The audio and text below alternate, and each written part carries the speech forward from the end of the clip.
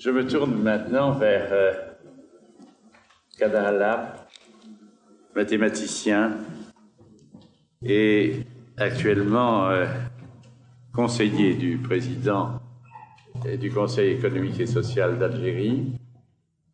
Lui aussi est un homme de très grande conviction et de fougue, et je ne doute pas qu'il nous révèle sur la situation algérienne et la perception de la science un certain nombre de ses aspects essentiels. Merci, Kader. Merci, Monsieur le Président. Je pense qu'il est difficile d'être aussi dynamique que l'exposé de mon ami qui m'a précédé. Peut-être il y a aussi notre caractère algérien qui se veut plus pragmatique, et donc c'est difficile de s'étendre aussi. La mathématique aussi, elle ne se prête pas beaucoup. Pour nous, la mathématique, part d'un principe que la science, c'est du calcul, on calcule, c'est devenu une technoscience. Ça, c'est ce que j'ai appris un peu ici d'ailleurs. Bon, donc finalement, c'est un pragmatisme parce que sinon, on va m'accuser chez moi de verser dans l'autoflagellation. Donc quand même, là, je ne peux pas agir ainsi. Il y a quand même des aspects qui sont développés un peu partout. Il y a des évolutions, ça se passe avec des paliers. Il y a eu un palier post-indépendance, il y a eu un palier post-développement quand on a lancé l'industrialisation, il y a un palier avec l'ouverture, il y a un palier peut-être, même si la courbe s'est infléchie, avec le terrorisme qui a duré quand même une décennie, il est vrai, et on a perdu quand même beaucoup, même toute une élite qui a augmenté à travers les pays, depuis l'Indonésie jusqu'aux États-Unis, en passant par la France. Bon, donc là, quand même, disons que l'Algérie, il vaut mieux qu'on approche les choses de façon constructive et pragmatique. C'est ce qui caractérise mon pays. Sur le plan de la science et des technologies, quand même, nos systèmes sont assez voisins avec ceux de la France. Nous avons un peu le bicéphalisme, c'est-à-dire on a l'université d'un côté et les écoles de l'autre, et c'est les écoles finalement que on a laissé croître un petit peu pour essayer tardivement, à peine depuis quelques années, 2 ans, 3 ans, on a lancé ce qu'on appelle des grandes écoles, parce qu'on est parti d'un principe qu'on ne crée pas des grandes écoles avec un décret. Il faut d'abord laisser un corps se constituer, il faut essayer de... Bon, donc voilà, les démarches sont les mêmes, les réformes sont les mêmes. La réforme du 358, comme on l'appelle ici, ou du LMD, elle est pratiquement la même avec tous ces errements des fois la non-maîtrise, des fois comme... Il est vrai qu'il est difficile, parce que je préside le comité du LMD au ministère de l'Enseignement supérieur actuellement. Il est vrai qu'un dispositif de 4500 licences et masters, c'est difficile d'avoir une lisibilité d'un tel système. Et je suppose qu'avec la diversité qu'il y a en France, ça va être un peu pareil. Donc, par exemple, ça, c'est des points de convergence sur lesquels on peut faire des collaborations utiles, puisque j'ai appris via l'Académie des sciences qu'un débat et une étude a été ouverte il y a quelques années ici sur ce problème-là avec le concours de l'université Paris 6 et autres. Donc là, je pense qu'il y a des points de convergence. Les points de convergence ont existé aussi en mathématiques avec mon ami François Gros, ici présent, j'ai participé au début au conseil scientifique de ce projet qui se voulait déjà, qui était à vocation euro-méditerranéenne, c'était France et le Maghreb. C'était essayer les convergences. Le mot convergence était déjà dit, c'est les convergences mathématiques franco-maghrébines. Ça partait d'un principe, d'un constat que le Maghreb a été quand même souvent un grand fournisseur de mathématiciens, peut-être dont une bonne partie ont alimenté l'Occident, et donc finalement, il y avait peut-être des convergences à exploiter dans ce domaine-là. Grâce à mon ami André Capron, lors de notre tentative de relance de ce projet-là que j'ai exposé à Monsieur le ministre de l'Enseignement supérieur et qui était prêt à le relancer même à partir d'Alger. Donc il était question qu'on fasse une rencontre euro-maghrébine l'année dernière. Bon, mais l'idée de André Capron, c'était de dire, mais pourquoi convergence mathématique? vous avez des convergences scientifiques dans tous les domaines, dans tout le spectre de la science. Et c'est en ce sens-là où j'ai été amené finalement on est entré dans le fait de faire un constat sur ces convergences scientifiques que l'on pourrait et qui peuvent exister à l'échelle du côté du Maghreb ou bien du côté euro-méditerranéen. Alors là, méditerranéen, il y a premièrement le premier constat que j'ai dû faire, c'est le problème, c'était l'absence d'une académie en Algérie. Une académie des sciences, une académie des sciences et des technologies, mais en tout cas, il n'existait pas, et c'était, mettons, paradoxal, dans la mesure où quand même il est reconnu à l'Algérie l'une des élites scientifiques les plus consistantes au niveau de l'Afrique et du Maghreb ou même du monde arabe.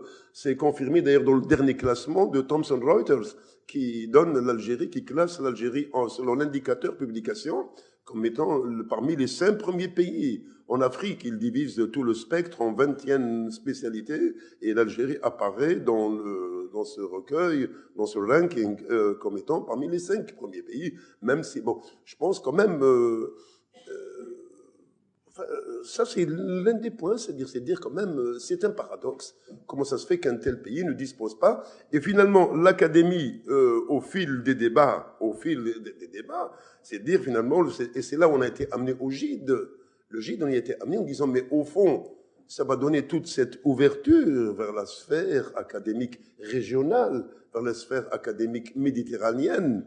Et c'est en ce sens-là, c'est ce qui nous a amené, cette convergence de points de vue, nous a amené il y a 2 semaines d'ailleurs, à venir en délégation officielle, présidée par le Conseil économique et social, à organiser une réunion à l'Institut de France pour essayer d'étudier une collaboration dans ce domaine-là, parce que là encore, surtout comme pour les grandes écoles, on ne crée pas une grande école par décret, on n'écrit pas non plus, on ne crée pas une académie non plus par un décret.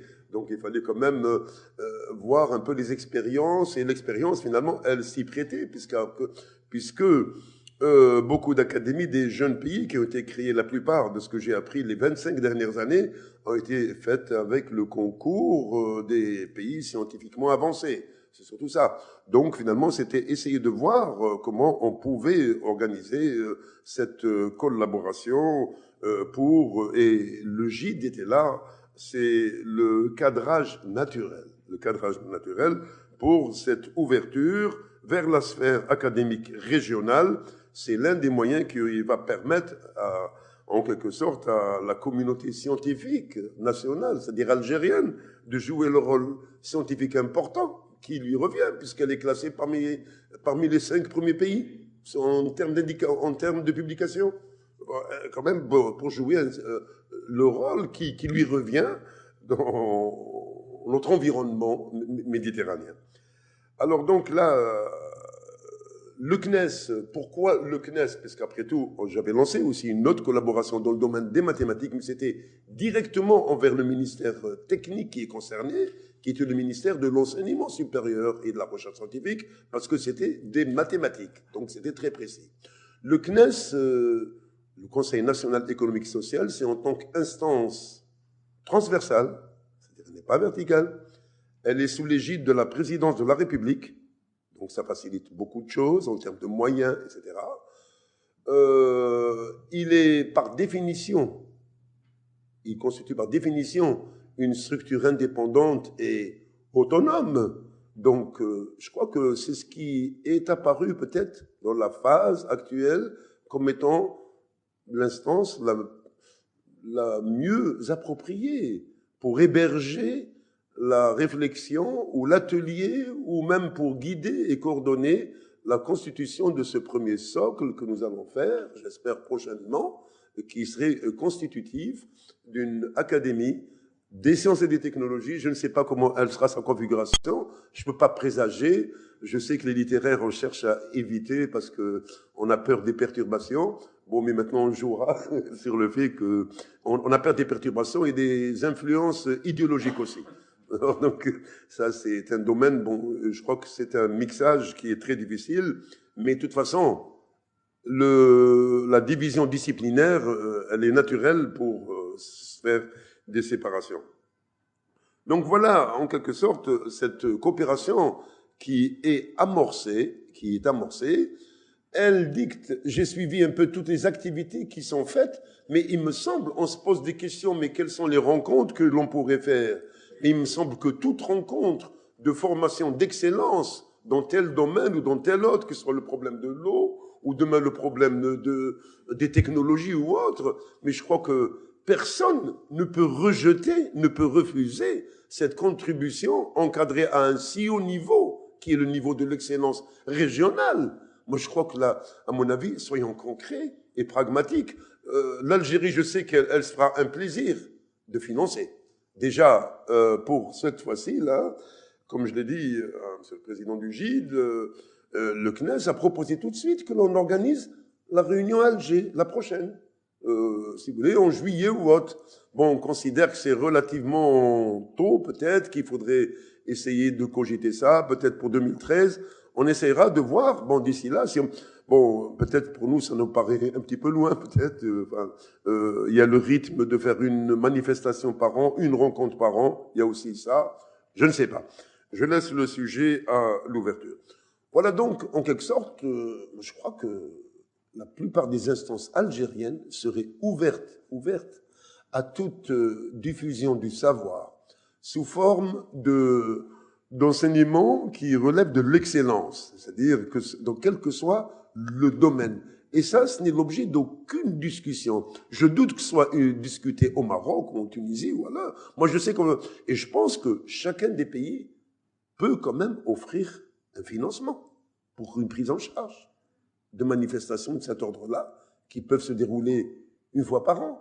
C'est quand même pas excessif. Voilà donc, tel est le souhait de ce que nous, Algériens, on souhaiterait pour participer à cette ouverture dans la sphère académique régionale, méditerranéenne, matérialisée par le GID et par le réseau EMAN, de toutes les associations des académies de la Méditerranée. Merci, monsieur.